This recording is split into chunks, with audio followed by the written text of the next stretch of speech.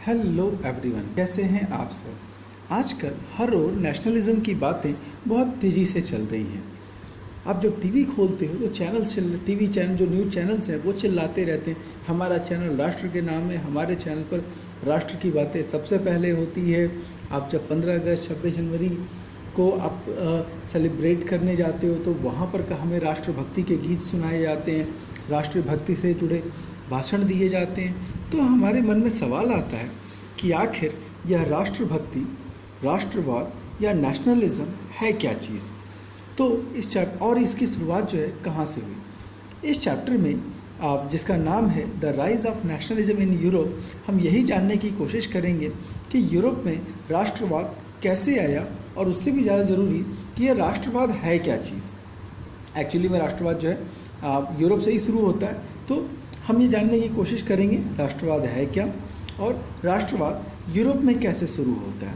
तो आइए इस चैप्टर को देखते हैं। बहुत ही इंटरेस्टिंग चैप्टर है, तो आप शुरू से अंत तक ज़रूर देखिएगा। और कई इंपॉर्टेंट पॉइंट्स यहाँ छोटे छोटे रहते हैं जो कि आपके एग्ज़ाम में 1 नंबर वाले क्वेश्चन के तौर पे आते हैं। तो कोई भी पार्ट जो है आप स्किप मत कीजिएगा या बहुत तेज़ी से बढ़ा के मत जाइएगा। तो यहाँ पर एक फ्रेडरिक सोरो की एक पेंटिंग है 1848 की। फ्रेडरिक सोरो एक फ़िलासफ़र थे, पेंटर थे और भी जो एक इंटेलेक्चुअल पर्सनालिटी थे। तो उन्होंने एक कल्पना की, ये वो टाइम था जबकि जो है पूरी दुनिया भर में मोनार्की सिस्टम था। हर जगह राजा लोग जो है अलग अलग इलाकों पे रूल कर रहे थे और उनकी जो है ज़बरदस्त एक तरह की तानाशाही थी, ऑटोक्रेसी थी और वो अपनी मनमर्जी से काम करते थे। तो उसने एक कल्पना की कि दुनिया के जितने भी देश हैं वो सभी जगह डेमोक्रेसी इस्टेब्लिश होगी और सभी जो है आप इस दुनिया के सारे देश लोकतंत्र की राह पर आगे बढ़ते जाएंगे। यहाँ पर आपको अलग अलग फ्लैग्स के साथ अलग अलग लोगों का एक बड़ी लॉन्ग चेन दिख रही है। तो ये दिखाता है कि फ्रांस जो है पूरी दुनिया को लीड कर रहा है, जिसके यहाँ रिपब्लिक स्टैब्लिश हुआ।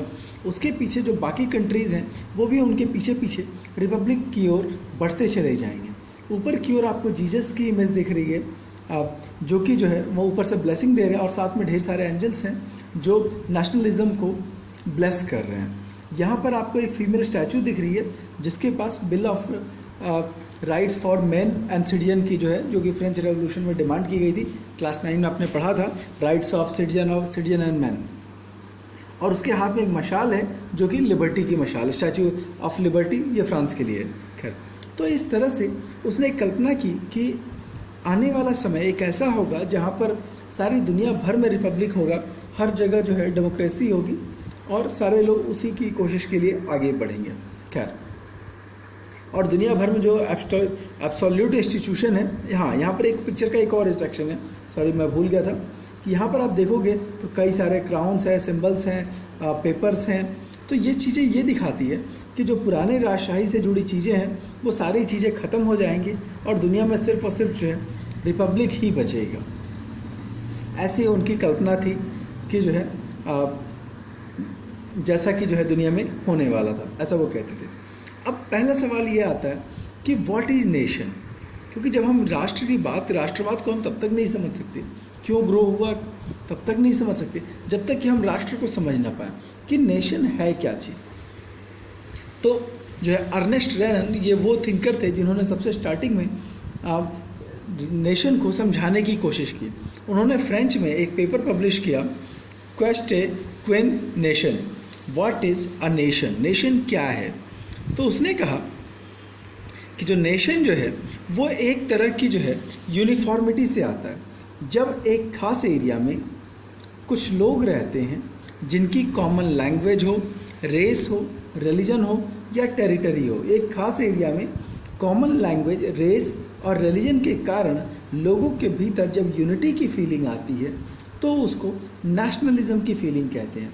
नेशनलिज्म किसी भी एरिया में रह रहे एक जैसे लोग जिनका सेम खान पान है, रहन सहन है, भाषा है, तो इसके कारण क्या होता है उनके भीतर एक यूनिटी की फीलिंग आती है। इसी को उसने नेशनलिज्म कहा। उसने कहा ये नेशनलिज्म बनता कैसे है। अभी मैं आगे इस बात पर भी डिस्कस करूंगा, ये डेफिनेशन इंडिया में फेल कैसे हो जाती है। उसने कहा कि जो नेशन जो बनता है उसके पीछे a long past of Endeavour, sacrifice, devotion, जो उस सोसाइटी की जो डिवोशन रही है, सैक्रिफाइस रही है, इन सब चीज़ों से मिल करके बनता है।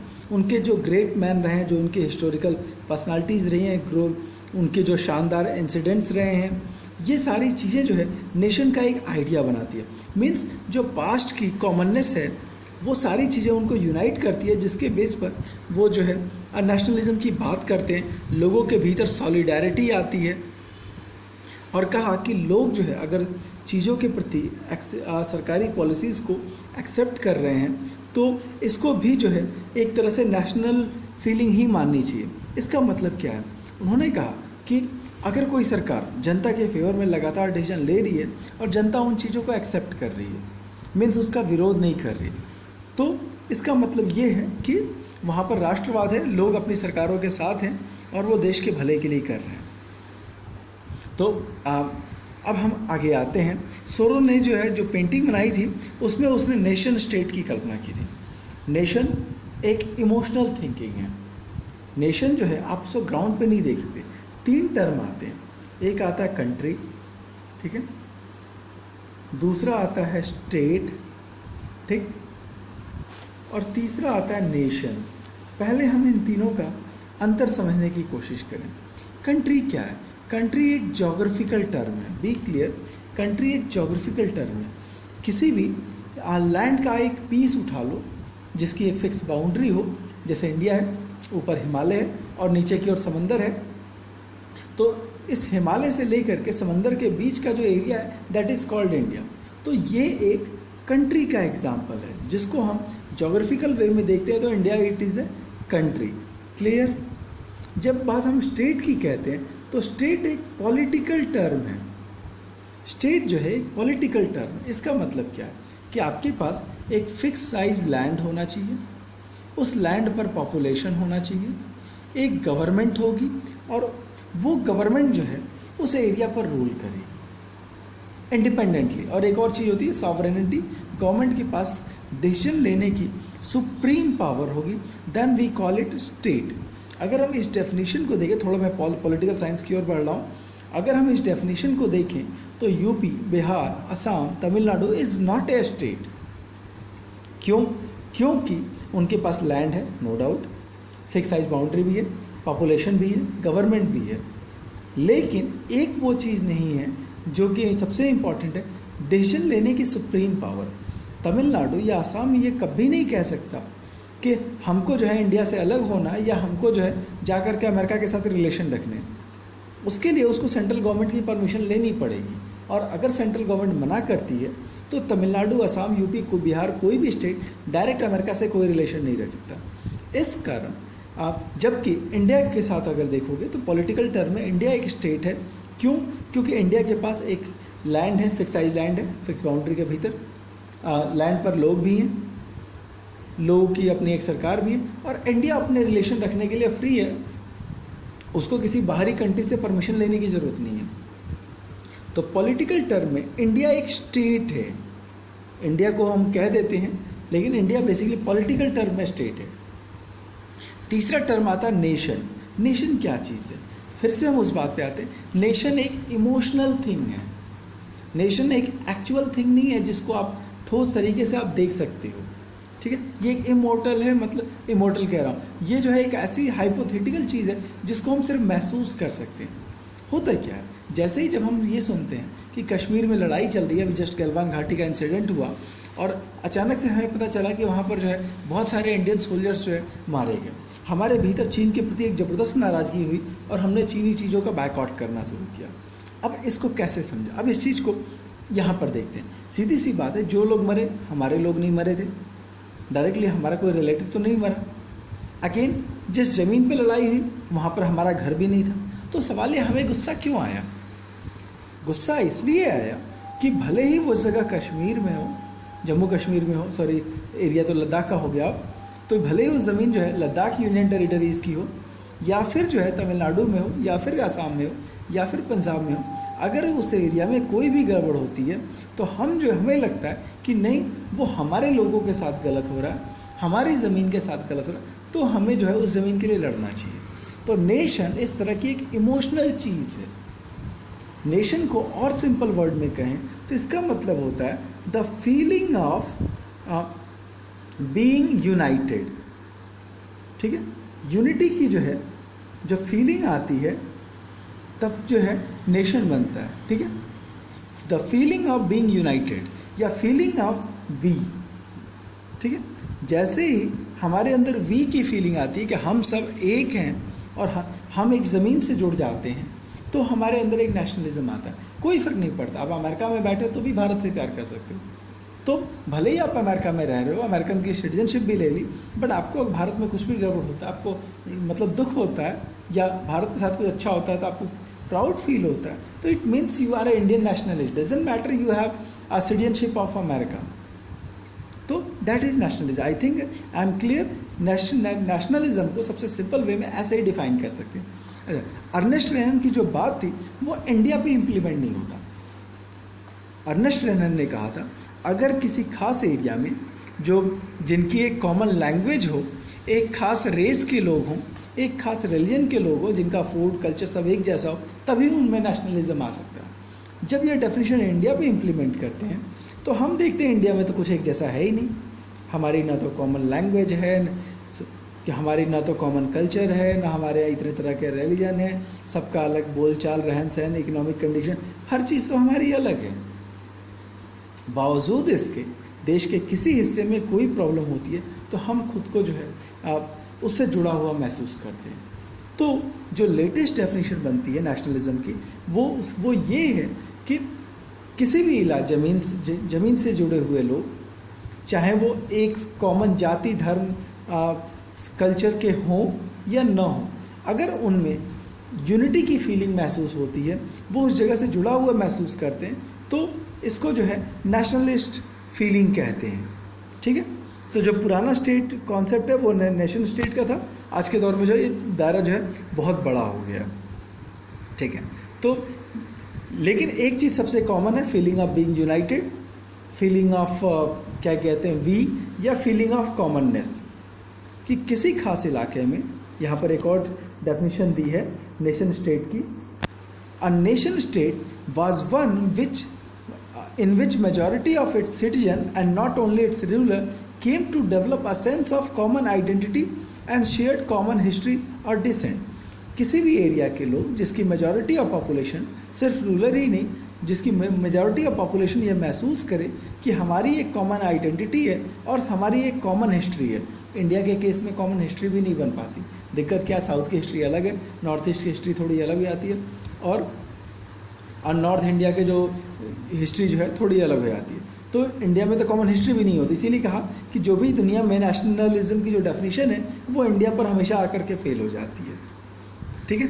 अब हम आगे चैप्टर पे आते हैं। आई थिंक कि नेशनलिज्म के बारे में जो बेसिक कॉन्सेप्ट था वो आपका क्लियर हो गया। French revolution and the idea of nationalism. आप इसके पहले एक बैकग्राउंड में आते हैं, नेशनलिज्म की ज़रूरत क्यों पड़ी, ये नेशन की बात क्यों है। पुराने दौर में क्या होता था, हर देश के पास एक अपना राजा होता था, तो लोग मानते थे कि राजा के पास, राजा जो है वो भगवान है या फिर भगवान की छाया उसके अंदर है। तो इस कारण जब भी देश पर अटैक होता था तो ये कहा जाता था कि वो हमारे जो है राजा पर अटैक है और इसलिए हमें अपने राजा की हेल्प करनी चाहिए, ठीक है। अब जैसे जैसे डेमोक्रेसी की बात आती है, रिपब्लिक की बात आती है, अमेरिका में कोई राजा नहीं था। अमेरिका जब आज़ाद हुआ, अमेरिका उसके पहले तो वो ब्रिटेन के राजा को अपना राजा मानते थे, लेकिन जब आज़ाद हो गया उनके पास कोई राजा नहीं। फ्रेंच रेवोल्यूशन हुआ तो उन्होंने भी अपने राजा को मार डाला। तो अब उनके सामने प्रॉब्लम आई कि अब हम किसे राजा माने, किसके नाम पर लोगों को यूनाइट करें, सॉरी किसे राजा नहीं माने, किसके नाम पर लोगों को यूनाइट करें। वजह क्या थी कि राजा जो राजशाही का कॉन्सेप्ट ये था कि राजा के पास कुछ सुपर नेचुरल पावर्स होती हैं, इसके कारण वो हम लोगों से ऊपर है, हम लोगों से हाई लेवल का है, तो लोग उसकी रिस्पेक्ट करते थे। अब क्या है कि जब रिपब्लिक की बात आई, रिपब्लिक का जो बेसिक कॉन्सेप्ट ही है इक्वालिटी, ठीक है। उन्होंने कहा कि ऑल आर इक्वल। सवाल है जब ऑल आर इक्वल तो लोग एक दूसरे की बात क्यों मानेंगे। जैसे क्लास में ही होता है कि बच्चे मॉनिटर की बात सुनना नहीं चाहते लेकिन टीचर्स की बात सुन लेते हैं। क्यों? क्योंकि उनको लगता है टीचर्स की रैंक हमसे हाई है और मॉनिटर कौन है, वो तो हमारे बीच का ही एक स्टूडेंट है, तो उसकी बात को वो इग्नोर कर जाते हैं। तो सिमिलरली अब जो है जब फ्रांस में ही स्पेशली नेशन की बात पर ढंग से सोचना शुरू हुआ था, तो उन्होंने सोचना शुरू किया कि राजा तो हो रहा नहीं, अब हम किस चीज़ को लेकर के जो है लोगों को यूनाइट करें। तो उन्होंने ऐसे सिंबल्स पर फोकस किया जो कि जो है लोगों के भीतर एक यूनिटी की फीलिंग लाए। तो उन्होंने क्या किया, एक नेशनल फ्लैग बनाया, एक ऐसा फ्लैग बनाया जिसके बारे में ये कहा कि जो है ये हमारे राष्ट्र का सिंबल है, यही वजह है कि आप नेशनल एंथम होता है या फिर नेशनल फ्लैग होता है, हमें कहा जाता है उसके प्रति रिस्पेक्ट दिखाइए, कि जहाँ भी नेशनल फ्लैग होगा आप हाथ बांध करके खड़े हो जाएंगे रिस्पेक्ट के साथ। जब फ्लैग होगा उसको यहाँ वहाँ नहीं फेंकेंगे, कमर से नीचे नहीं पहनेंगे। तो ये सारे सिस्टम उसी दौर से बनाए गए ताकि लोगों के मन में एक सम्मान का भाव हो कि हमें अब जो है इस देश के लिए लड़ना है, इस झंडे के लिए लड़ना है। इसीलिए जो है भारत माता का कॉन्सेप्ट बनाया गया, या फिर फ्रेंच में मैरियाने का कॉन्सेप्ट बनाया गया, जर्मनी में जर्मेनिया, ये सब पे अभी आगे आएंगे हम। ये सारे कॉन्सेप्ट इसीलिए बनाए गए ताकि लोगों के मन में एक इमेज बने कि हाँ साहब कि ये कोई चीज़ है जिसके लिए हमें लड़ना है, ठीक है। अदरवाइज क्योंकि राजा तो रहा नहीं, और कॉमन आप कहोगे हमारे नेता के लिए लड़ना है, आपको भी नहीं लड़ने जाओगे, कभी मरने तो यार क्या फ़र्क पड़ता है। लेकिन जब हम कहते हैं नहीं साहब हमारे देश की बात है, हमारा झंडा नहीं झुकना चाहिए। आप अक्सर जो है फिल्मों में देखी होगी जो देशभक्ति वाली फिल्में हैं कि साहब वो सैनिक मर जाता है लेकिन झंडा जो है गिरने नहीं देता। तो वजह यही है कि ऐसे ऐसे सिंबल्स यूज किए ताकि लोगों के भीतर एक यूनिटी से आए और लोग खुद को उससे अटैच्ड फील करें। खैर फिर से आप कहानी पे आते हैं, थोड़ा बैकग्राउंड ज़्यादा हो गया लेकिन समझाने के लिए बहुत ज़रूरी था।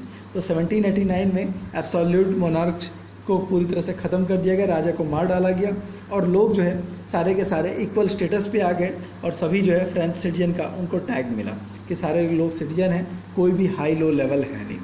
तो उसके बाद अब वो करें क्या, लोगों में इक्वलिटी लाने के लिए उन्होंने ला फादरलैंड, हमारे यहाँ मदरलैंड बोलते हैं, ज़मीन को अपनी माँ बोलते हैं, आप फ्रांस में, रशिया में, इन सब कंट्री में बाप बोलते हैं, फादरलैंड, ठीक है। तो अलग अलग कल्चर की देन है। तो उन्होंने कहा कि अब हमारा फादरलैंड है, हमारी पितृभूमि है, हमारे माता पिता सब इसी ज़मीन में पले बढ़े हैं, तो हमें इस ज़मीन की रक्षा करनी है। ले सिटियोन, ये सारे जो टर्म्स हैं, ला जो है ये द है, एक्चुअल में फ्रेंच में द के लिए जो ला वर्ड यूज़ होता है, ले सिटियोन सिटीजन के लिए यूज़ किया कि हम सारे लोग जो है इक्वल लोग हैं। एक नया फ्लैग इंट्रोड्यूस किया गया, ट्राई कलर, जैसे हमारा तिरंगा है वैसे भी उनका भी 3 रंग का झंडा था, पुराने रॉयल झंडे को उठा के फेंक दिया गया। स्टेटस जनरल जो था उनका, जो पुराना पार्लियामेंट था उसका भी नाम चेंज कर दिया, नेशनल असेंबली लाया गया। एक नए तरह के जो है नेशनल एंथम्स बनाए गए और जो भी मॉर्टियर्स थे, जो भी शहीद हुए थे, उन सब की जो है सेरेमनी ऑर्गेनाइज की जाने लगी। जैसे हम गांधी जयंती, नेहरू जयंती ये सब मनाते हैं, तो वैसी जयंती जो है उस दौर में मनाया जाने लगा ताकि जो है लोगों के भीतर अपने इतिहास के प्रति, अपने समाज के प्रति, अपने ज़मीन के प्रति जो है एक यूनिटी, एक रिस्पेक्ट की फीलिंग है। एडिशनली उन्होंने यूनिफॉर्म लॉज बनाए जो कि सभी को पर एक समान इम्प्लीमेंट होने वाले थे। कई सारे जो है टैक्स सिस्टम, पुराने सिस्टम को ख़त्म कर दिया गया और एक जैसे जो है यूनिफॉर्म वेट एंड मेजर्स को लॉन्च किया गया कि हर जगह एक जैसा वज़न होगा।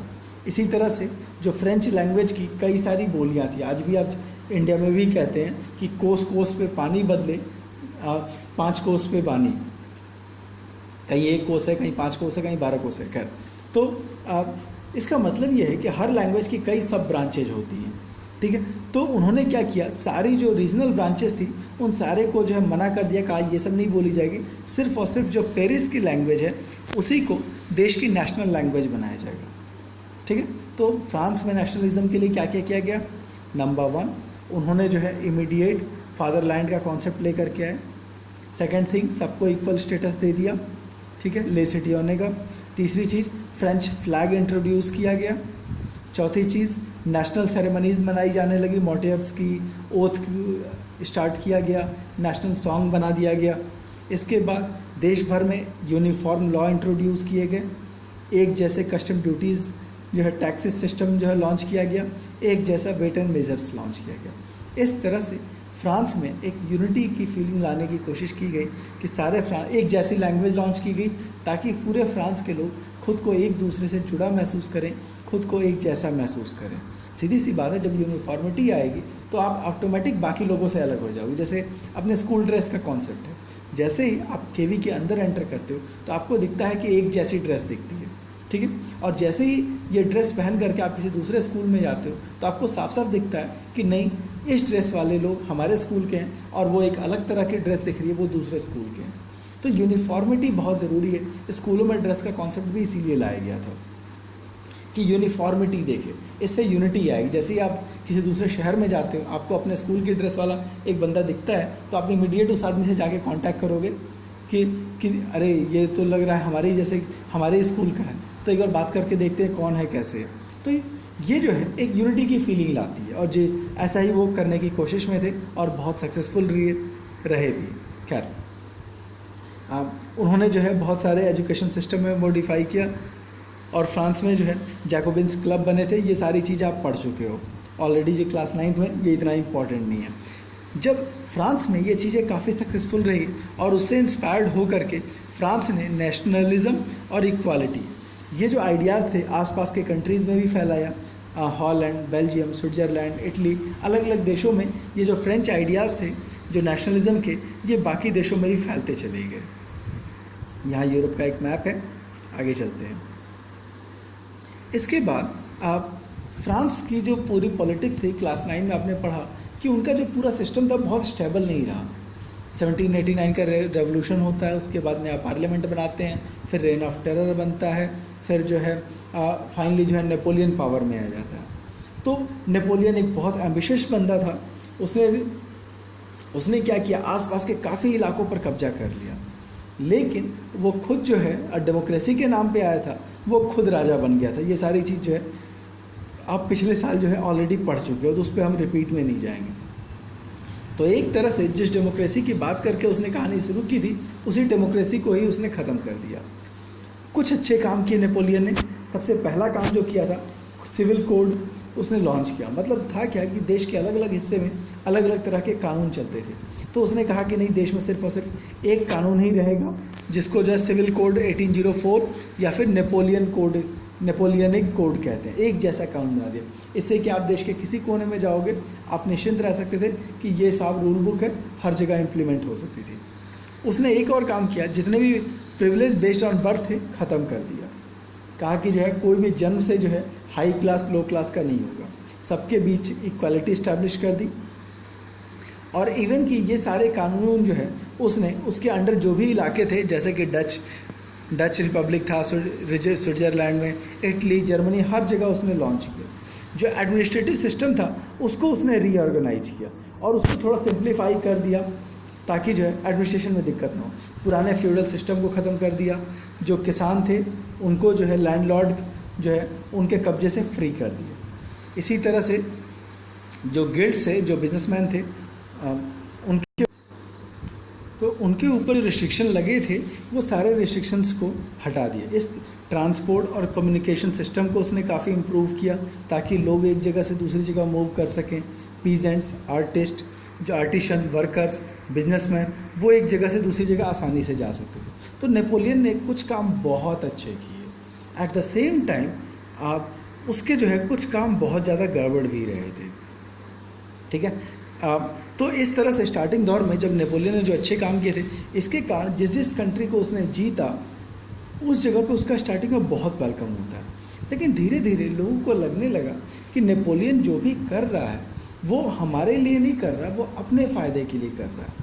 दूसरी चीज़, नेपोलियन ने नेशनलिज्म की बात की, जो फ्रेंच आइडिया ही था नेशनलिज्म पे। लेकिन जब उसने जर्मनी पे कब्जा किया, स्विट्ज़रलैंड पे कब्जा किया या आसपास के किसी कंट्री में कब्जा किया, तो उन्होंने सोचना शुरू किया कि साहब ये जो नेशनलिज्म की बात कर रहा है, तो यहाँ तो फ्रांस ने हमारे देश पे कब्जा किया हुआ, तो ये हमारे लिए नेशनलिज्म कहाँ होगा। यहाँ पर एक शानदार सी पेंटिंग थी। दूसरी चीज़ क्या थी कि जहाँ जहाँ पर जो है फ्रांस का कब्जा बढ़ा नेपोलियन के अंडर, वहाँ पर उसने लोकल लोगों को पोस्ट से हटाया और उसकी जगह फ्रेंच ऑफिसर्स अपॉइंट कर दिए।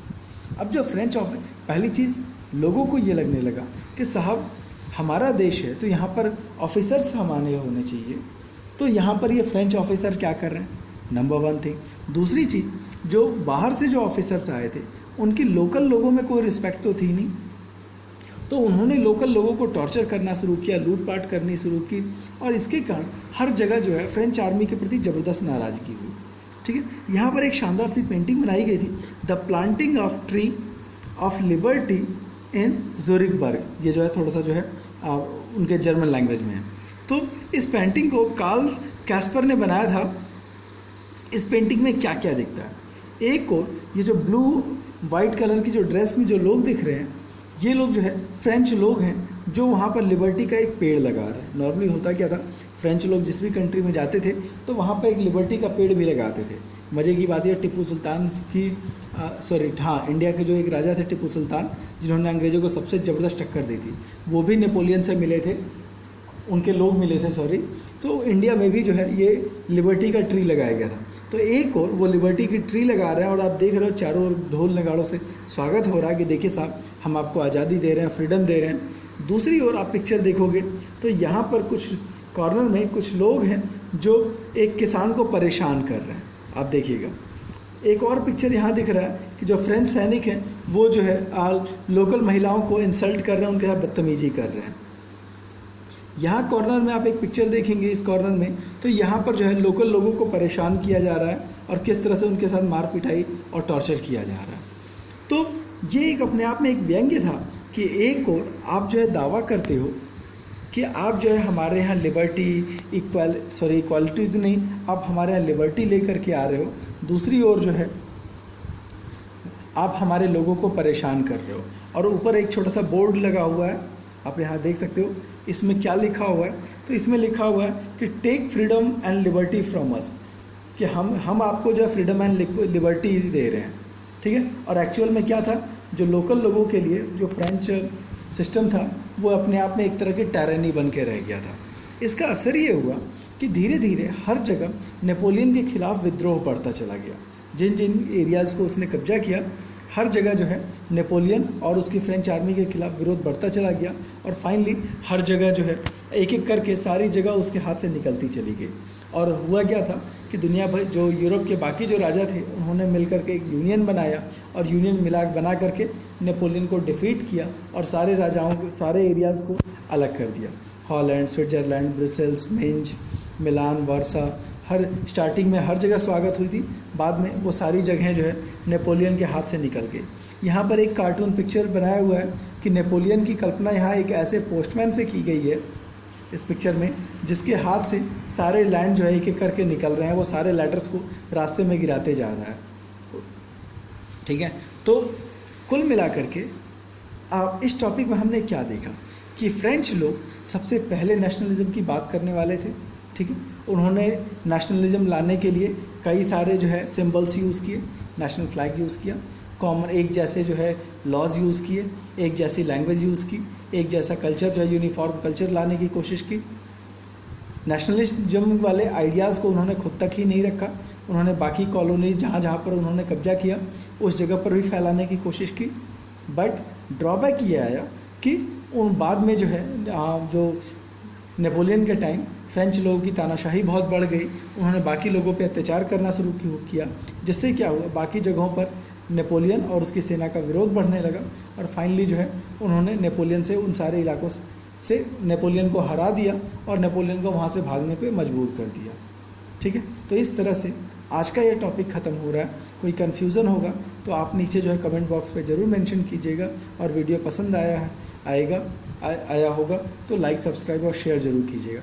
बाकी जो टॉपिक्स हैं वो नेक्स्ट वीडियोज़ में दे दिए जाएंगे, जिनका लिंक जो है कमेंट बॉक्स में दे दिया जाएगा। धन्यवाद, आपका दिन शुभ हो।